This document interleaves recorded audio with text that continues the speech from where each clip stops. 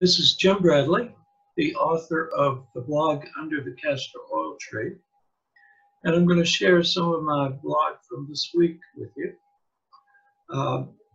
And I must say at the very beginning that all the opinions here are mine and mine alone, because I've got some opinions this week. Okay, so this first one was from last Sunday, and it's called "Okay, Back to Politics."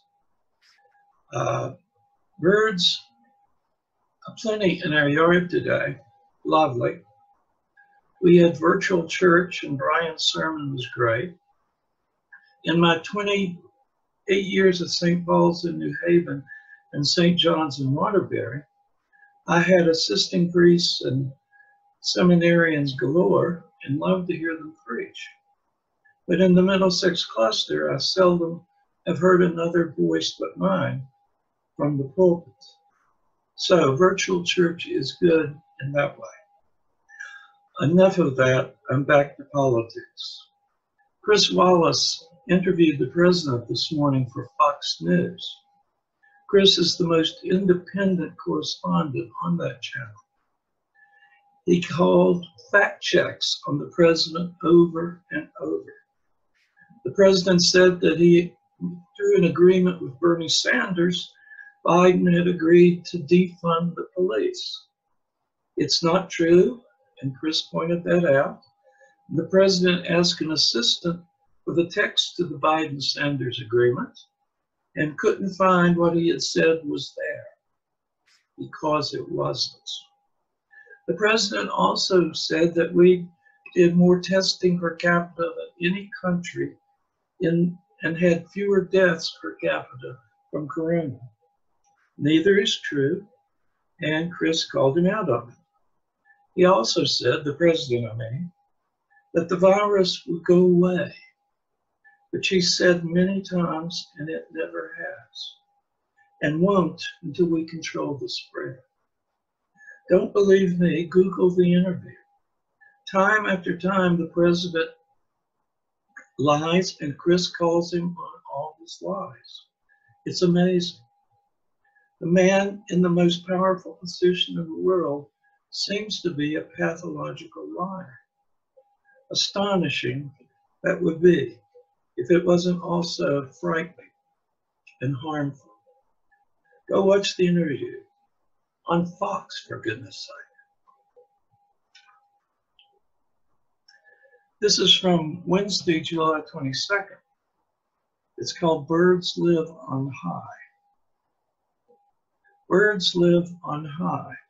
I watch them every day, soaring, swooping, flying fast and far. Our neighborhood hawk flies so high there's just a dot in the sky. I would make a terrible bird.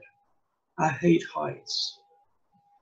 As a deputy at a general convention of the Episcopal Church in Anaheim some years ago, my room was on the 18th floor. I tried to get a room lower down, but there were none. I didn't dare go out on the balcony. And before I went to bed, I locked the balcony door and wedged a chair under the handle in case I was sleepwalking. I've never sleptwalked in my life. Mimi and Tim and Eleanor lived on the 13th floor in Brooklyn. I couldn't go out on their balconies either, for love nor money. I'm sure I've mentioned this fear of height before, but have been reminded of it because our neighbor Mark is painting his house and is up on scaffolding that goes to the tip top of his house. I can't bear to watch him up there. I used to be afraid of flying too, until I told a friend of mine in college. I was going to have to fly that weekend, and I told him I probably wouldn't be able to sleep the night before the flight. How do you feel about it? He asked me. Terrified, anxious, scared, I began to answer. No, he said. Those are names for what you feel. What are your physical feelings? I explained about a nervous stomach, a clenched butt, lightheaded feelings. Well, he told me, why don't you just name those feelings those physical feelings excitement. I took his advice and called my feelings on an airplane excitement. It works. And a couple of glasses of white wine helps too. But not for high places. I don't know why. It doesn't work. And it wouldn't work for me to drink wine before going up some scaffolding. I would make a terrible bird. This is Thursday, July the 23rd. It's called Baseball, Thank You God is Back. Baseball is back. Tonight, the Yankees go to D.C. to face the Washington Nationals in the first game of a 60-game season. Dr. Anthony Fauci will throw out the first pitch. Very symbolic. I have always been a Yankee fan. My father and two buddies in New York City waiting to ship out in World War II were given tickets to a Yankee-Dodger World Series game. My father decided whoever won the game would be his team. The Yankees won. So I grew up in the southernmost county of West Virginia, being a New York Yankee fan.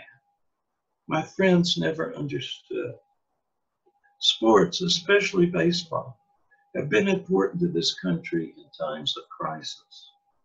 Baseball for me is more like life than other sports. Lots of time passes and then something happens. Lots of downtime in baseball, unlike football and basketball and soccer. Lots of time to look around and have a conversation and wait for whatever is going to happen, just like normal life. Since life today is anything but normal, I think baseball will remind us what normalcy was like. And I think it might give us some hope in the future. Besides that, go Yankees. This was from Friday, June 24th. It's called Nature is Greater Than Us. We got the long-promised thunderstorm last night in Cheshire. It was astonishing.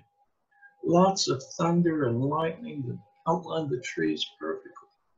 Hard rain for a while. The sounds echoed and re-echoed around town. Nature is greater than us. What a show Mother Nature can put on. I stood on the back porch for a long time, watching the lightning and listening to the rolling thunder and the rain. Then this afternoon, a rabbit was in our backyard. It had the biggest, longest ears I've ever seen on a local bunny. I watched him for a long time too. Whenever a bird would call, the bunny would lift his head and look for it. That bunny and those birds are precious in my heart. And what are we doing to save all the wonders of nature? Not much.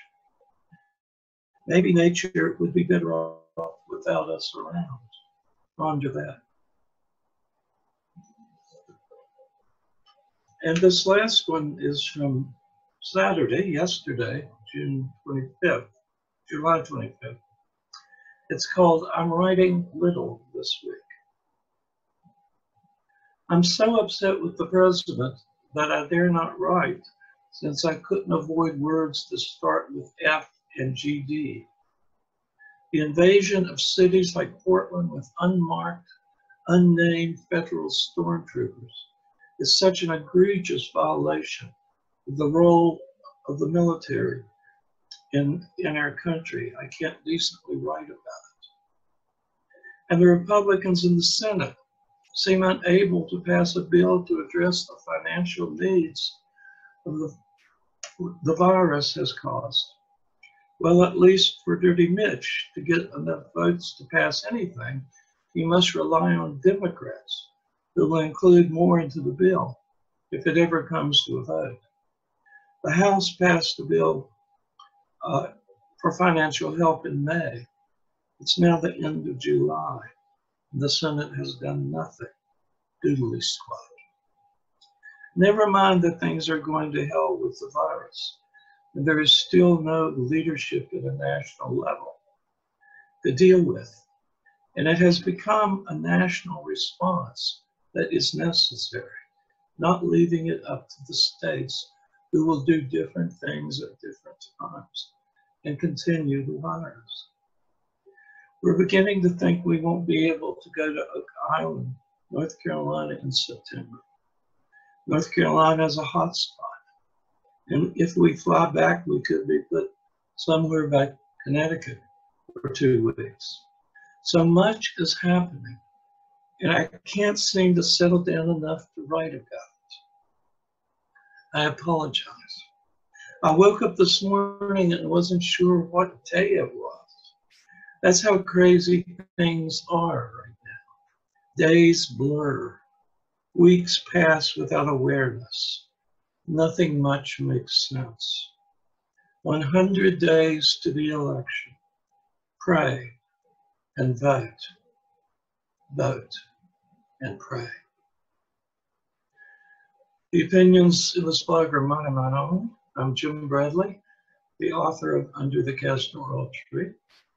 And I thank you for being with me. And I hope to be with you again soon. Be well.